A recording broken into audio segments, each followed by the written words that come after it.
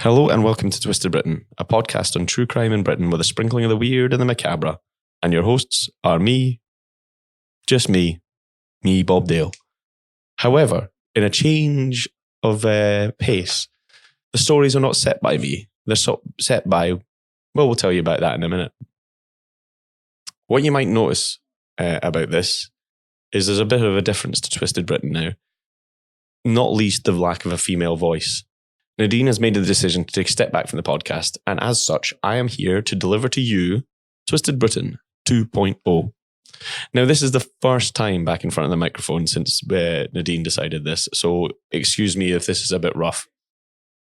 Now, I would like to make clear, however, that it is not through any falling out.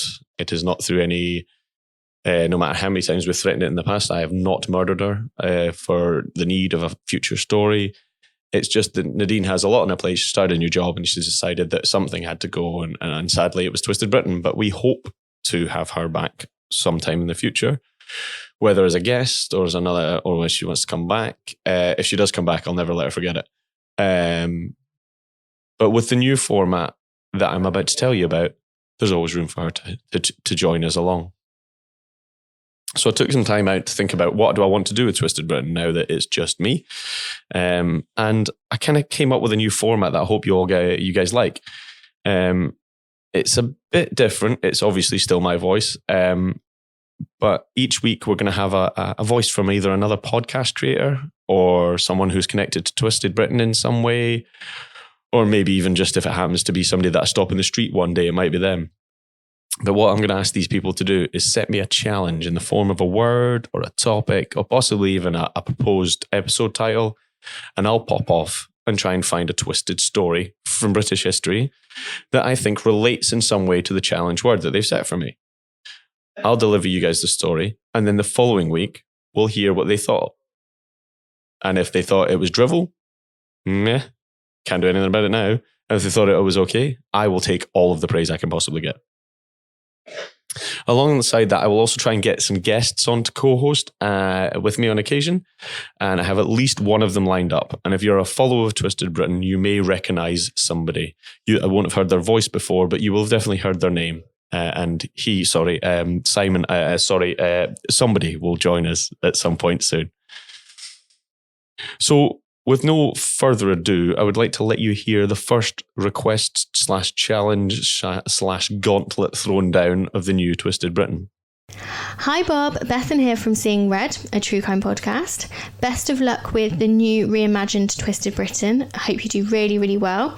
So my challenge for you with one word to inspire your case. First word is cat. Anybody who knows me knows I'm a crazy cat lady, so I thought, you know what, we'll go with that. Let's see what you got. Enjoy. So first off, thank you, Bethan, very much for sending that in. For those of you who don't know who Bethan is, she's one of the hosts of Seeing Red, a true crime podcast, as she told you. And her and Mark have become good podcasting buddies of Twisted Britain. They kind of started about the same time as us, and they've grown a wonderfully big following, and they're really lovely, actually. We even did a couple of episodes with them in the past. So if you've been listening to Twisted Britain for a while, you will have heard their voices on our podcast. And if you haven't listened to them, please go and subscribe just now. If I don't subscribe off the bat, go and have a listen, and you'll subscribe yourself anyway, because they're great. I'm a big fan myself. And I'm really grateful for Bethan sending this over for me, so that it just feels right that it was them, either her or Mark. I'll get Mark to do me one as well, don't worry about that. Like I say, they started about the same time as us, so it feels right to kind of start this new chapter with them as well, which is pretty cool. And on a personal note, thank you very, very much, Bethan, for sending that to me. It means a lot. Thank you. So, cats. Or cat, as she said. And I'll explain why I said the difference in 2 seconds. Now, I'm going to be perfectly honest.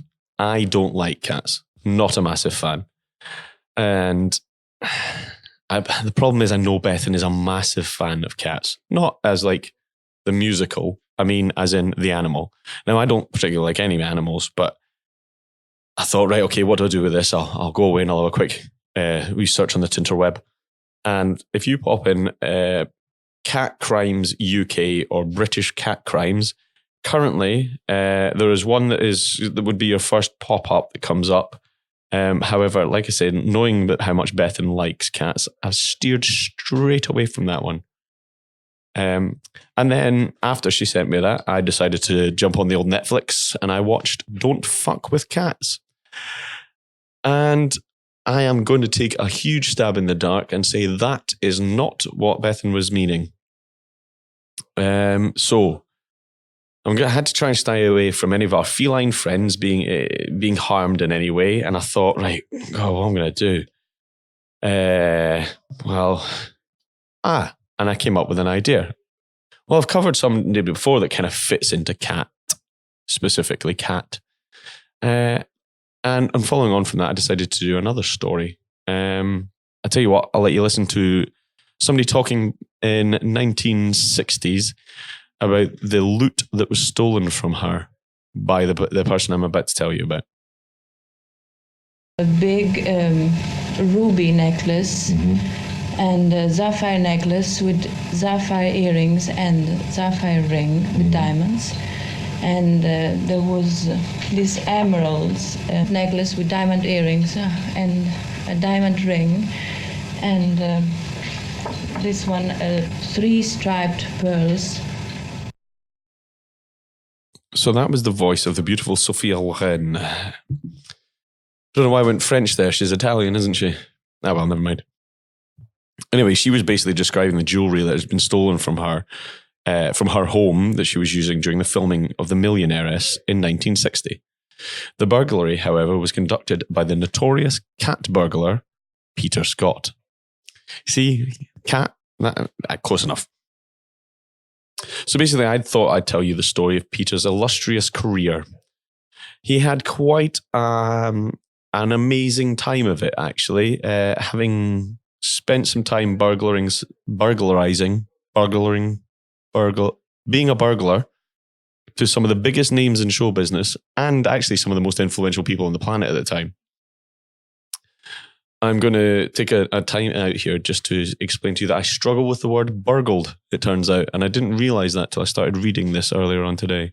This is my second attempt at recording it because I was getting annoyed at myself for saying burglar. So we're going to just crack on through here.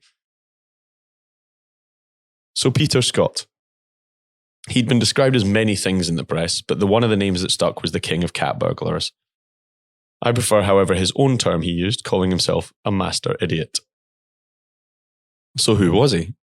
Peter Scott was born Peter Craig Gilston in Belfast in Northern Ireland in February 1931. He was born to a reasonably middle-class family. However, his father died when he was quite young, and his mother buggered off to the United States, leaving him in a boarding school.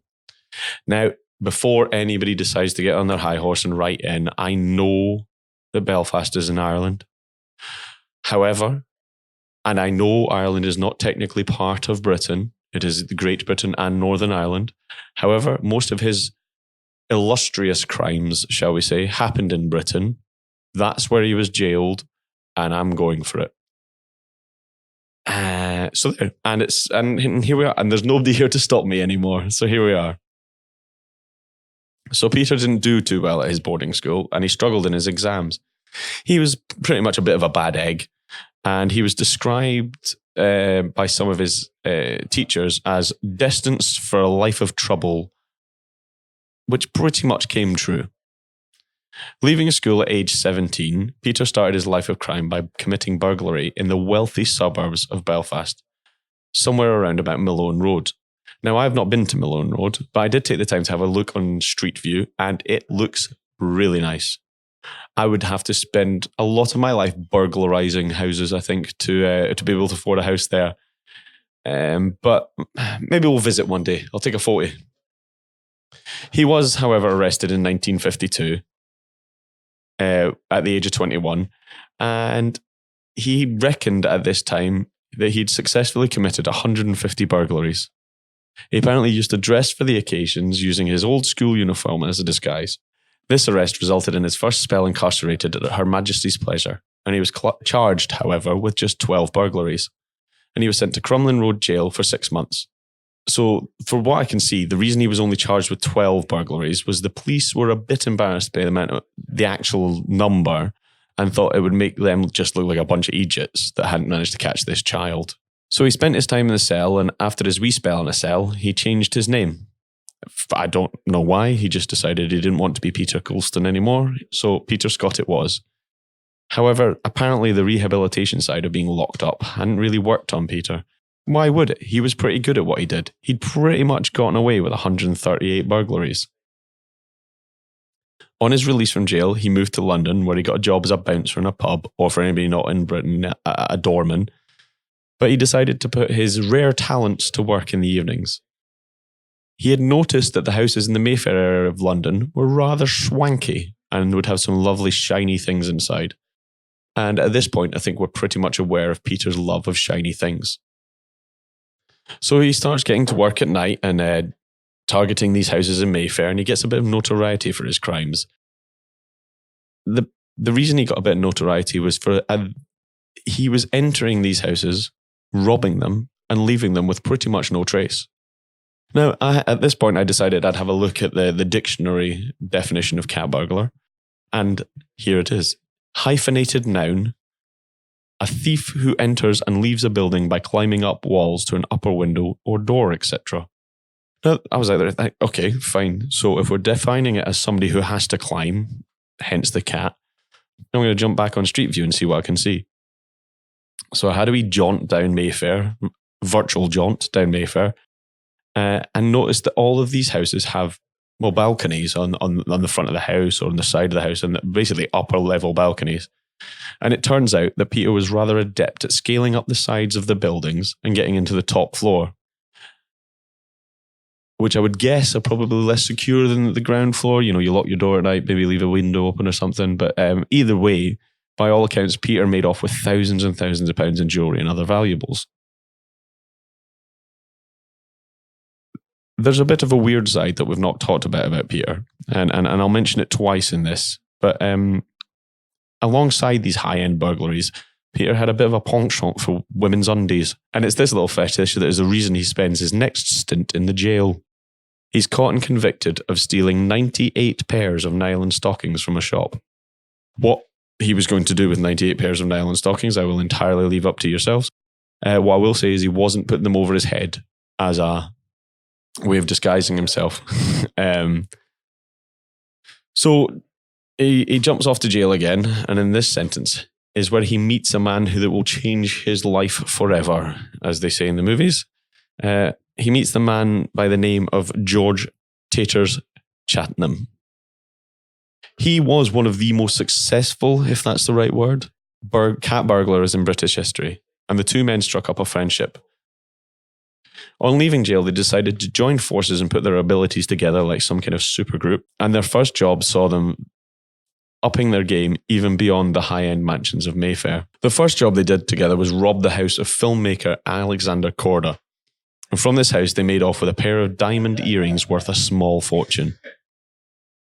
The two of them managed to work together to amass a treasure trove of jewellery, artworks, and furs, all successfully stolen from houses, boutiques, jewellery shops, private collections, furriers, all in the Mayfair area and Bond Street areas, with the haul adding up into the millions.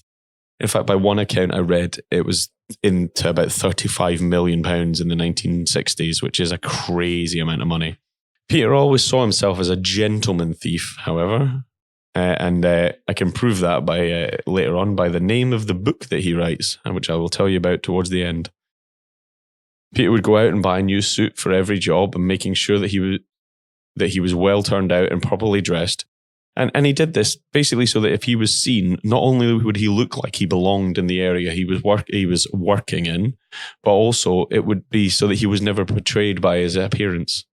So this went on for a while. Peter and George started working together and doing big jobs and being that kind of rob from the rich to give to themselves, like a crap Robin Hood.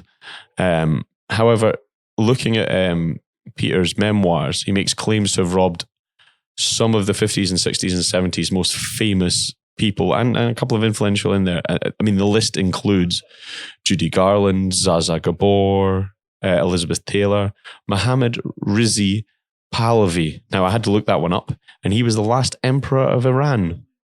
Now, would I have walked into the last emperor of Iran's house and started nicking stuff? But no, Peter thought he could and did. There is a bit of a stretch to the story here, however, and he claims to have robbed from the Queen Mother, which was apparently covered up by the British police, who issued a D notice. And a D notice is basically an instruction to the press not to cover something, because they didn't want the public to know that somebody had broken into the palace. Now, if you've listened to Twisted Britian before, we have already spoken about a man that broke into the palace a couple of times. He wasn't stealing stuff, though, so maybe it was a slightly different scenario. Of course, now we come back to Sophia Loren, the clip we heard earlier. Sophia was talking about what amounted to £200,000 worth of jewellery. So what happened is Peter had managed to find out that Sophia Loren was in the UK filming a new movie, The Millionairess. And in fact, what he did was he used to look at the papers and read about these high-flying people and find out where they were from the papers, and he would use them to target. He would use the press itself to target what he was going to do next. So he knew that she was in the area. So what had happened is she'd reportedly taken the jewellery home from the set, so reading into this, I found a wee thing that said that actually if you use real jewellery in a performance on stage or in a film, it's supposed to be bad luck. So maybe it was her own fault, to be honest. Peter managed to get into the mansion that she was staying in and lift the list of jewellery that... in fact, let's play it again. This list of jewellery. A big ruby necklace and a sapphire necklace with sapphire earrings and sapphire ring with diamonds. And there was this emeralds necklace with diamond earrings and a diamond ring. And this one, 3 striped pearls. I don't know about you, but the word that sticks out there a lot is diamond. So he took a lot of diamonds from her. At the time, it was the biggest jewellery theft in British history. Yet, however, Peter only received £30,000 of it from a middleman, or a fence is what they were called. Just basically a man that will take it off you, give you the cash and tell you to bugger off and he'll get the real money. The best part of this story, however, that I read, and I almost didn't believe it, I had to go back and look for the TV interview. Sophia Loren appeared on television after the crime, placing a gypsy curse on Peter. She didn't know it was Peter, she just placed a gypsy curse on the man who perpetrated the crime. She said, "I come from a long line of gypsies, and you will have no luck." I will not do that in an Italian accent. Apparently, I can't even do her voice, her name in an Italian accent, so you're not getting that either. It, however, seems to have worked, because Peter Scott, in Cannes, lost every penny in a casino. I mean, you could say that was bad luck or just a stupid idea to go to a casino with 30 grand in your pocket, but, either way, he ended up with nothing. Gypsy's curse. So during his long, shall we say, career, he spent time in and out of jail, amassing to a total of about 14 or 15 years. And in 1989, he was released for what he claimed to be the last time. He'd just been released from a 4-year term where he'd been... he almost officially announced his retirement. He was housed by Islington Council and spent some time writing a book and released The Gentleman Thief, Confessions of a Cat Burglar. However, it wasn't his last time in jail. He didn't stay clean for very long. He did another short term in the late 90s for handling stolen goods. Not much, just a wee Picasso painting that had been stolen from a gallery in Mayfair. Just something wee, it's fine. Peter lived till reasonably recently, in 2013.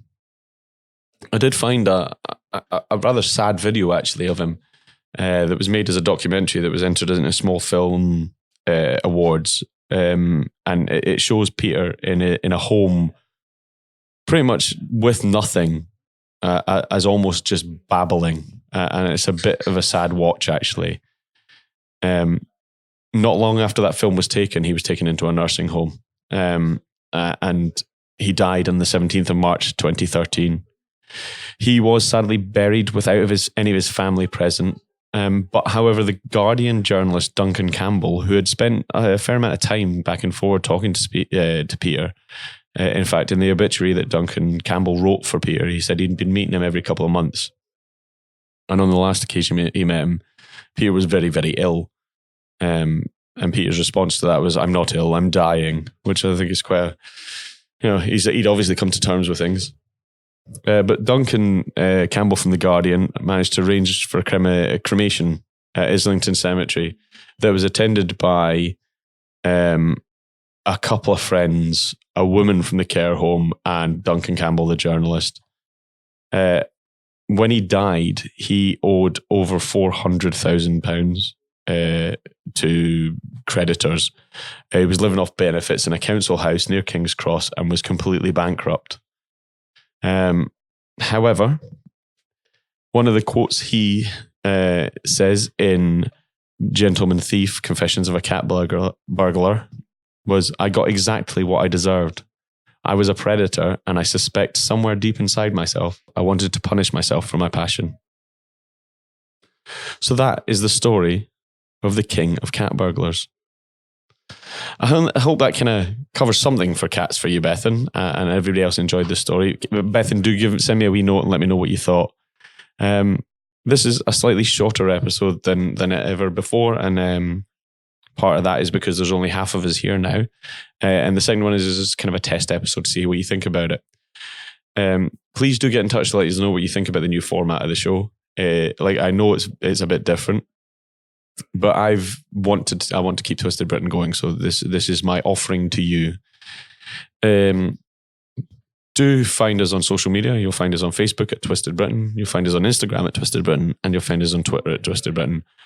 And you will find our ever-growing Twisted Britain discussion group, where I will do my best to get back to every single one of you that post. Thank you for every one of you that has posted a picture of a big jacket over this cold snap. It's very nice of you. Thank you. Twisted Britain discussion group as well. I'll speak to you as me, because I know how to do that. Twitter, Instagram, and Facebook normal groups. It will be Twisted Britain that responds to you. It'll be me anyway. But please let us know what you think of the new episode. It's the first time I've been nervous in front of a microphone in a while, and I hope you've all enjoyed it. Do jump on wherever you listen to and rate and review. It helps reach out. Yeah, I think that's about it for now. Thanks very much for listening. I hope you enjoy it. I'll see you soon. Bye-bye. Oh, in fact, thank you. Love you. Bye. Wait. I forgot to tell you why he had a bit of a penchant for ladies' underwear. He claims to have also taken some of Sophie Loren's pants while he was in her home. However, it's not something that she gave up in an interview that actually happened. But I forgot to mention that earlier. Anyway, thank you. Love you. Bye.